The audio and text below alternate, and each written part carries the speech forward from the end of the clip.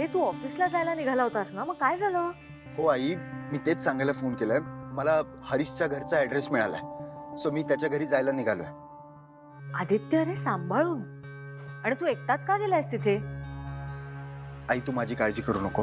हे बघ, मी आज काय तो सगळा सोक्ष मोक्ष लावूनच घरी येईन. आणि मी मीटिंग प्रीतमला करायला सांगितले. तो हँडल करेल. ओके? बघेल प्रीतम ते. आई अजून एक. हा बोल ना. आई मी मंदिरात गेलो होतो, तिथे पारू भेटली मला. आई ती खूप दुःखात होती का? म्हणजे तिच्यासाठी हे सगळं पचवणं ना खूप जड जात आहे.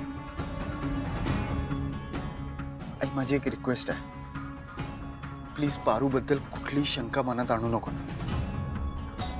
या सगळ्यात तिची काही चूक असेल ना असं मला अजिबात वाटत नाही. एकदा का हा हरीश सापडला ना की मग या सगळ्याची उत्तर मिळतील आपल्याला. आई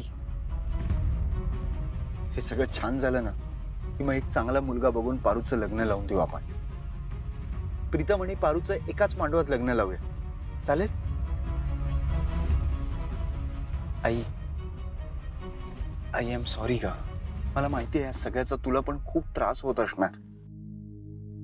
म्हणजे बघ ना, आधी प्रीतमच्या वागण्याचा, नंतर त्या जाहिरातीमधल्या लग्नाचं सत्य लपवण्याचा, मग हरीशच्या वागण्याचा, पारूचं लग्न मोडण्याचा.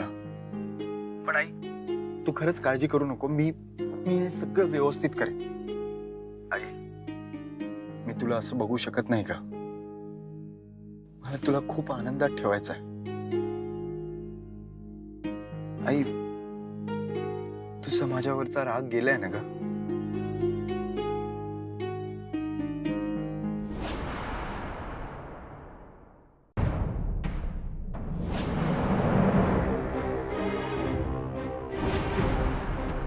आई एक मिनिट, हरीश दिसलाय.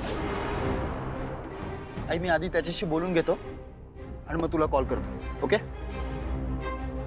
हॅलो आदित्य. अरे सावित्री आत्या,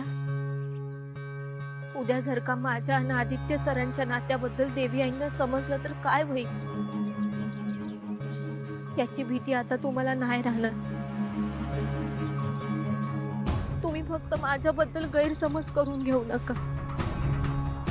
मला कसलाच स्वार्थ नव्हता हो यार. मला यांच्या घरचा मान नको, त्यांचे दागिने नको, पैसा नको, काय बी नको. सावित्री आत्या, मला बाकीच्यांचं नाही माहिती. फक्त तुम्ही तरी विश्वास ठेवा माझ्यावर. आत्या, मी हे मंगळसूत्र काढायला मंदिरात गेले होते, पण माझी हिंमतच होईना. माझं मन मला सांगतंय की हे नको करू. सावित्री आत्या, अजून एक महत्वाची गोष्ट. आदित्य सर आले होते मला शोधत मंदिरात.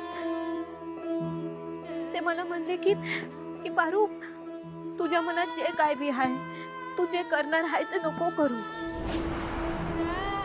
एका बाईनं सुद्धा मला कुंकू लावलं. सावित्री आत्या, तर तुम्हाला वाटत असेल की मी मंगळसूत्र न काढण्याचं कारण देते, पण असं काय नाही. सावित्री आत्या, तुमची शपथ सांगते, हे समज खरं आहे. हे मंगळसूत्र मला देवाचा अंश वाटायचा, त्याची शक्ती.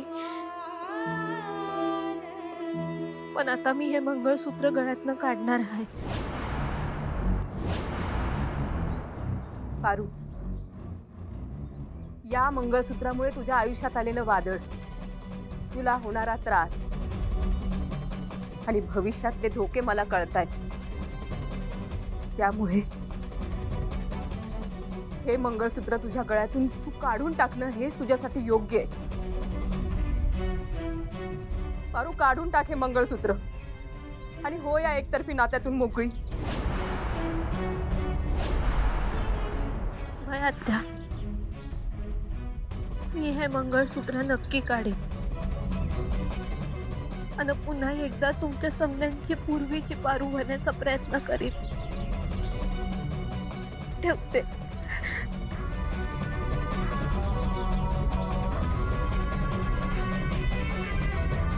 आजची मीटिंग तुम्हीच घेणार आहात का? आदित्य सर कुठे आहेत? ॲक्च्युली आदित्य दादा सॉरी आदित्य सर एका महत्त्वाच्या कामात बिझी आहेत. सो आज मीटिंग आणि प्रेझेंटेशन दोन्ही मी घेणार. ओके ओके ओके ठीक आहे.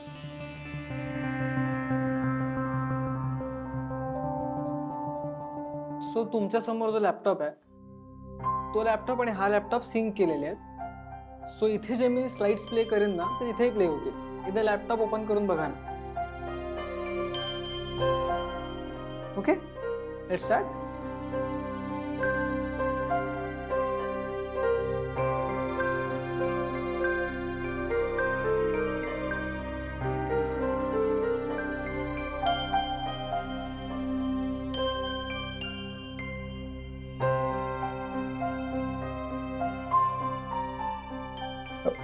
Pritam sir sorry, yes plan तुमचा चांगला आहे, त्यात काय वादच नाही.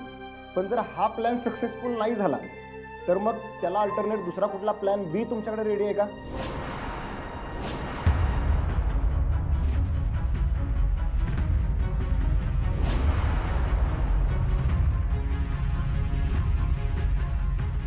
अहो प्रीतम सर, कोणत्याही बिझनेसमध्ये प्लॅन बी हा तयार ठेवावाच लागतो. इवन आम्हीही तसंच करतो.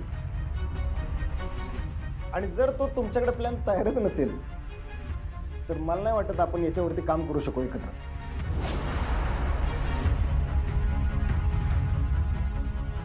अरे पण कधीपर्यंत शिकतच राहणार आहेस?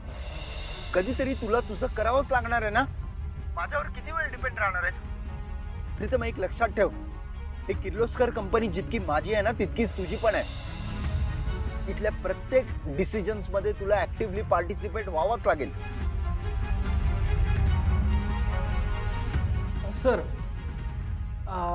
मला सांगा प्लॅन बी ची गरज केव्हा लागते? तुमचा जर प्लॅन ए वर्कआउटच नाही झाला तर? एक्झॅक्टली. प्लॅन ए वर्कआउट नाही झाला तर राईट. सर मी अहिल्यादेवी किर्लोस्करांचा मुलगा आहे. माझा प्लॅन आहे शुअर शॉट वर्क करणार. गॅरंटी देतो मी या गोष्टीची. Are you sure? Yes. Then go ahead.